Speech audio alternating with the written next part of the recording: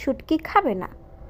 তো ঘরের কোনায় পড়ে দেখলাম কয়েকটা শুটকি আছে, তো শুটকিটি নিয়ে বললাম শুটকি রান্না করব, বলে না শুটকি খাবো না। তাই ভাবলাম এই কয়েকটা শুটকি দিয়ে তো তরকারিও রান্না করা যাবে না। তে অনেকক্ষণ ইউটিউব ঘাটাঘাটি করলাম, ঘাটাঘাটি করার পরে দেখলাম খুব অল্প সময়ে অল্প কয়েকটা শুটকি দিয়ে একটা ভর্তার রেসিপি। তো ভর্তাটা দেখে মানে অনেক মজা লাগলো, মনে হলো যে অনেক মজা হবে। তো ফার্স্টে আমি সুন্দর করে শুটকিটি ধুইয়া পরিষ্কার করে পরে আমি সুন্দর করে তেলে ভাজি করছি। তারপর ওই তেলে পেঁয়াজ কুচি রসুন দিয়ে সুন্দর করে ভাজি করে নিছি। তো ভাজি করার শেষে আমি ওই তেলে আবার ফের ধনিয়ার পাতা দিয়ে সুন্দর করে ভাজি করতেছি। ধনিয়ার পাতাটা দিলে মানে সুন্দর একটা ফ্লেভার বার হয়, এইটাই।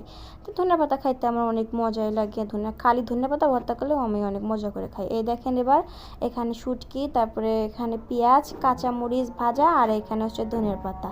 তো আমার ভর্তাটা কেমন হইলো সবাই অবশ্যই কমেন্ট করে জানাবেন। আল্লাহ হাফেজ।